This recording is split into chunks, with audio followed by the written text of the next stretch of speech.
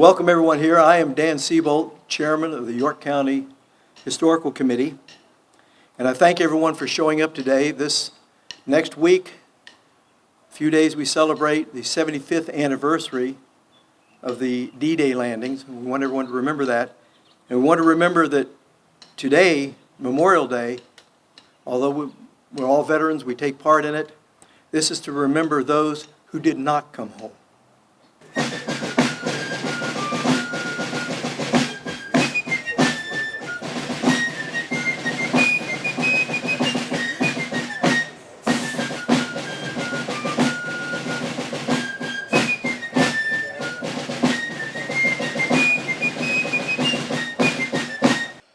Oh, say, can you see by the dawn's early light what so proudly we hailed at the twilight's last gleaming, whose broad stripes and bright stars through the perilous fight o'er the ramparts we watched were so gallantly streaming, and the rockets read clear, the bombs bursting in air gave proof through the night that our flag was still there. Oh, say, does that star-spangled banner yet wave o'er the land of the free and the home of the brave? Thank you, Senior Master Sergeant Taylor, U.S. Air Force retired. And thank you, ROTC and VFW 824 for the colors. Today's Memorial Day message will be presented by Brigadier General John W. Smith, United States Army retired. General Smith served in the United States Army from 1966 to 1998. He did a tour in Vietnam with the 1st Battalion, 503rd Infantry Regiment, 173rd Airborne Division. General Smith commanded units at company, battalion, and brigade levels. During Desert Shield and Desert Storm, then Colonel Smith commanded the 7th Corps Intelligence Brigade. His last assignment was as Deputy Commander of the Army's Intelligence Center at Fort Huachuca, Arizona. General Smith worked at numerous federal agencies as a civilian with his service as a G2 at TRADOC, retiring in 2016. General Smith. Thank you. Can you hear me? This is a great day, and this is an honor for me to be asked to do this. And I thank all of you for coming. I see a lot of familiar faces here. I thank the folks in uniform and the distinguished visitors. I can't tell you how honored I am to be given this chance to speak at this place called Yorktown, that is such a special place in this country's history. Memorial Day actually has a storied history. Some of it's controversial, so I'll spare you the detail, except to say that there were at least 25 different towns and cities that claim to be associated with the origin of this holiday. Places like Charleston, South Carolina, Columbus, Georgia, and Waterloo, New York. Beginning after the Civil War, This holiday was called Decoration Day before it became what it is today, Memorial Day. Regardless of what this day is called, though, it is an official day of remembrance for those who died serving this country in uniform.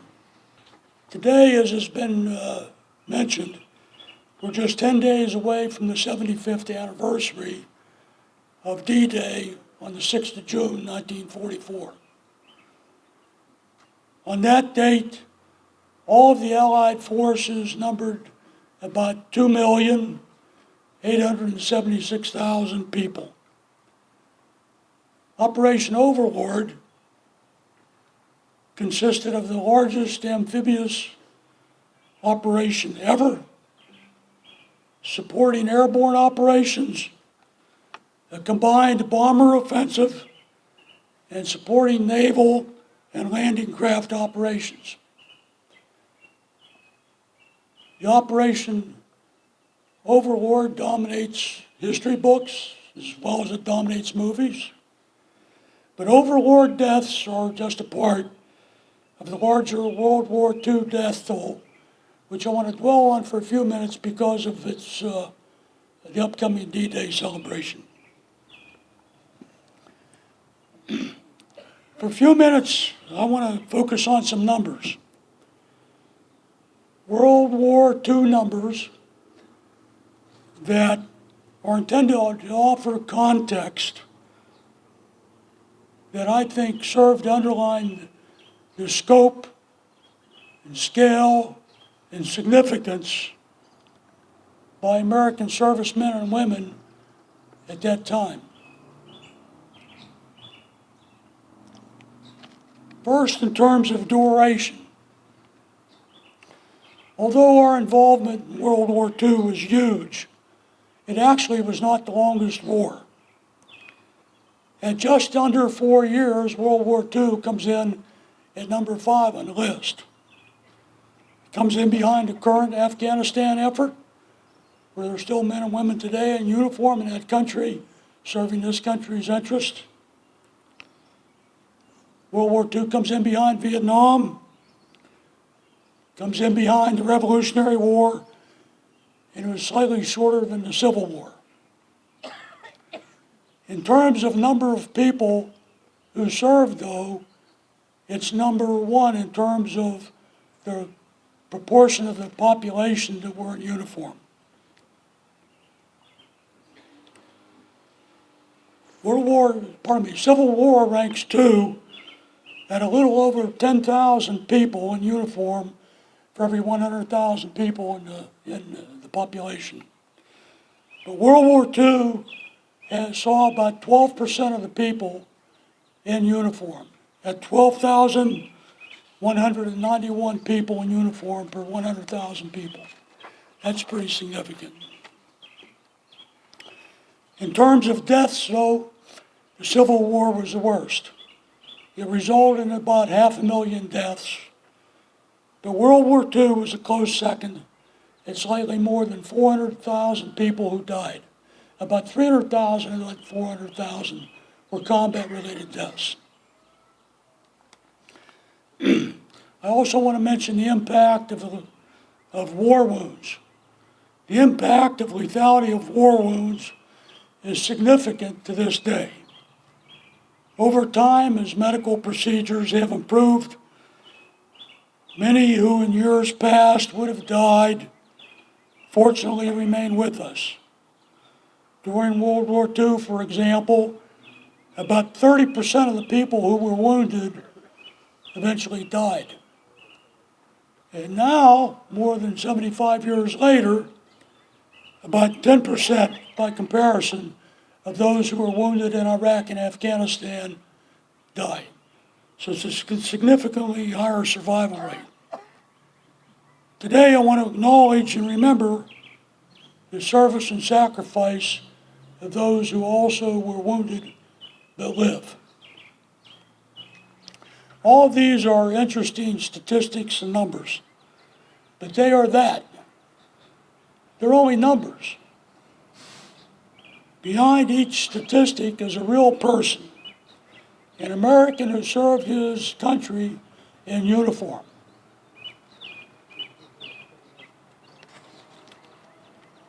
To give some context to the people behind these overwhelming numbers, I decided to look in detail at World War II Medal of Honor recipients.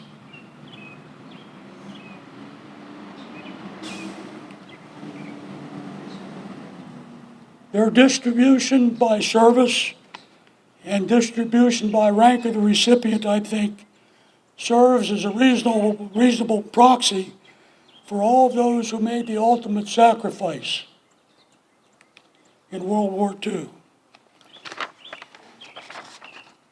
This is what I found, briefly.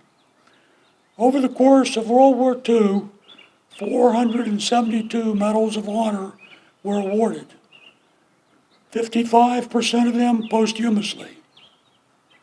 Of all Medal of Honor awards, both dead and alive, 62% went to Army recipients, 18% to Marines, 12% to members of the Navy, 8% to what were then characterized as, quote, Air Forces, unquote, because this was before the advent of the official establishment of the Air Force.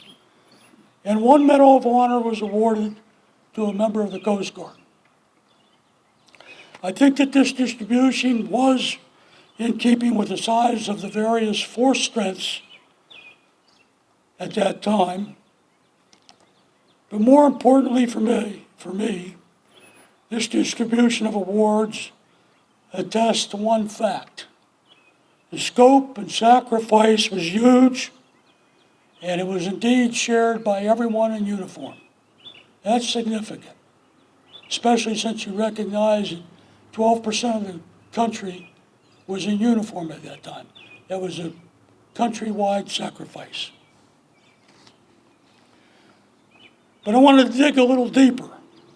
So I looked at the individual ranks of the recipients of these awards. Those who were most junior in rank, that is, lower on the totem pole than sergeants and other non-commissioned officers, accounted for 37% of the awards. If you add the numbers of sergeants or NCOs, you get another 27%.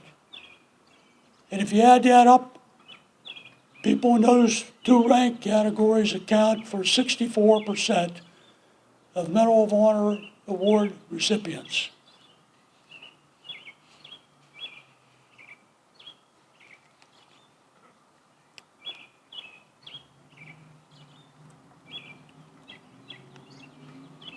To me, this category of folks are what I call real people.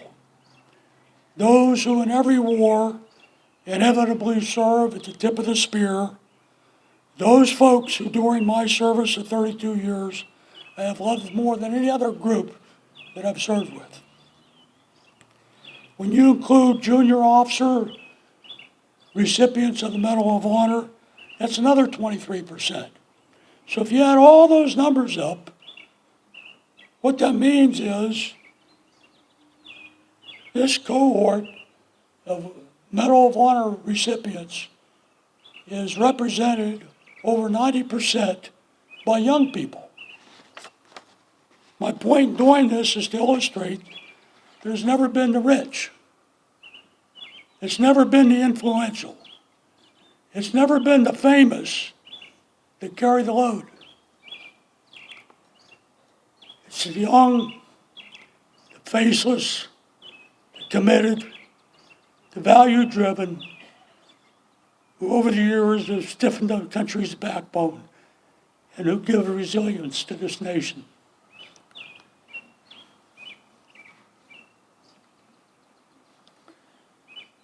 While big numbers tend to render impersonal the significance of individual sacrifice, let us never reduce to a statistic what the achievements of such people mean to the moral fiber of this republic. Let us look at just a few faces. On September 4th and 5th, 1944, I wasn't even a month old then, Private First Class Gino Murley from Wilkes-Barre, Pennsylvania, who landed on D-Day and who lived, incidentally, was awarded the Medal of Honor for holding off and attacking a wave of German soldiers. He stayed at his machine gun, blazing away at the Germans, covering the withdrawal of his fellow Americans until his position was overrun. He faked his death, not once, but twice. And he cut down the enemy from behind. He killed more than 50 attacking Germans.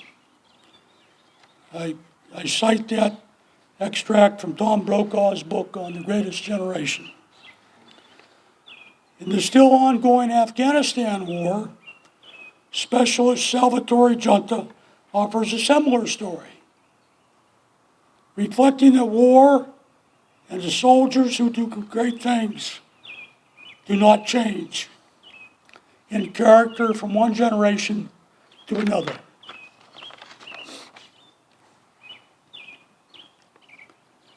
On October 25th, 2007, Giunta's platoon was conducting a movement to contact the interdict enemy forces. The platoon was ambushed and received fire from RPGs and machine guns. Specialist Giunta's team leader, Staff Sergeant Gallardo, was struck in the helmet. Giunta left his covered position and he was hit twice. Giunta left his covered position, protected by his body armor. He recovered and ensured his squad leader was not hurt. He assaulted through the enemy to treat the wounds of a fellow squad member. He then realized that a Sergeant Brennan was missing. So he overtook the enemy who was attempting to drag Sergeant Brennan away. He engaged and killed one enemy combatant, and that caused another one to drop his weapon and flee. Guess what? Giunta was awarded the Medal of Honor, and he too lives. It's a big deal.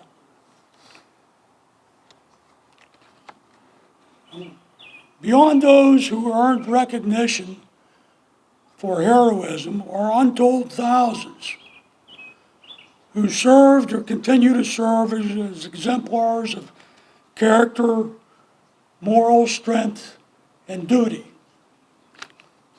who, in a word, in my mind, represent what is right. What is right about this country, and thus why it's right to honor them as part of this holiday celebration. Reverend Young, who gave her invocation, one of the dwindling cohort of the Greatest Generation, is one of this group. Thank you, sir.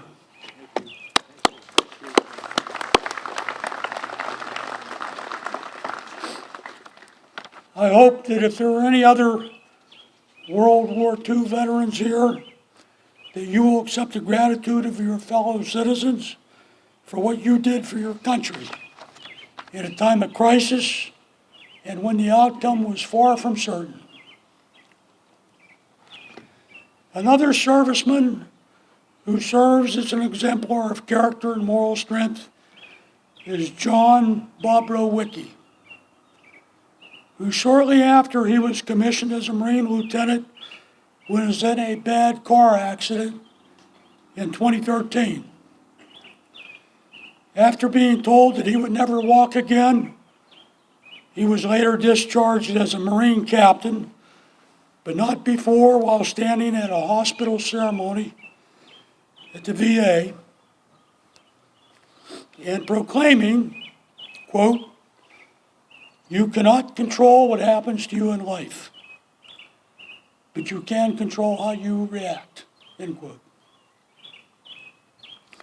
Today, John walks. He's a manifestation of what I call Semper Fi, sheer persistence. He continues to serve as a civilian with the Defense Intelligence Agency. And I want to acknowledge John's parents, Cheryl and Kevin Powell, who are with us today in the rear.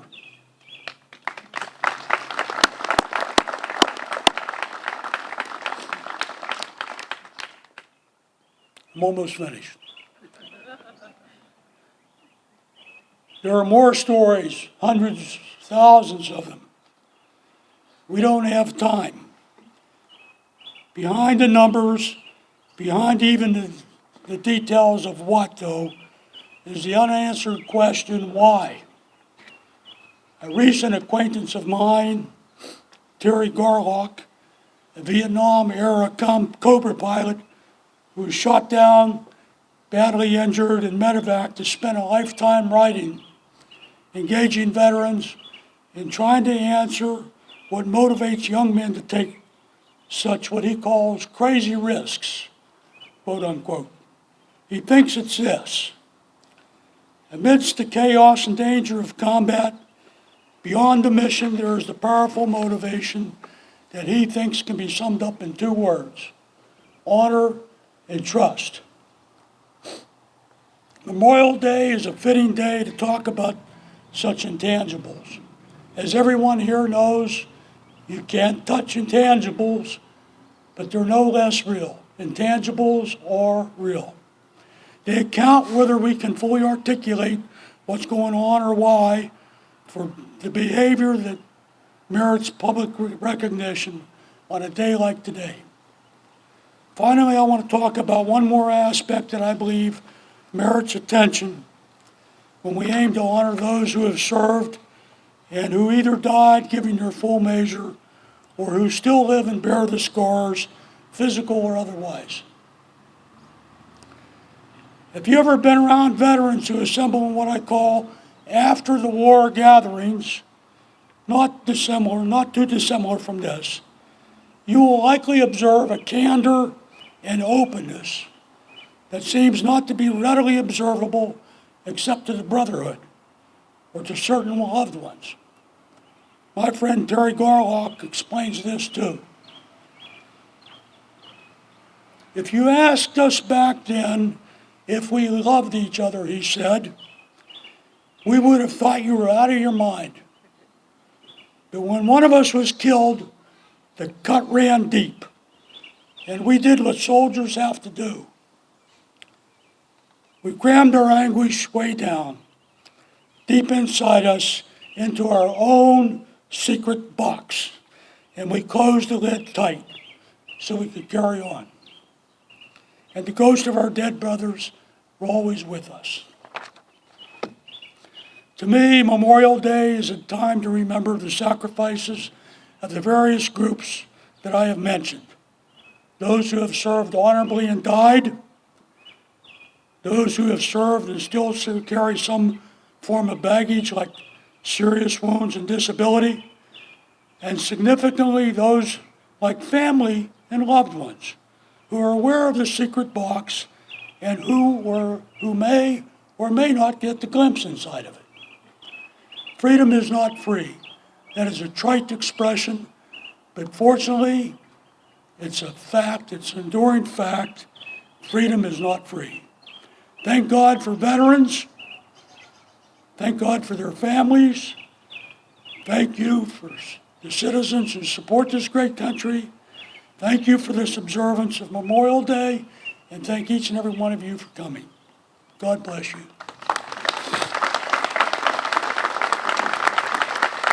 I would ask now that you pay attention. We're going to be placing the wreaths, Disabled American Veterans, Chapter 13, and the Comte de Grasse chapter of the National Society of the Daughters of the American Revolution. We're placing wreaths at the monument.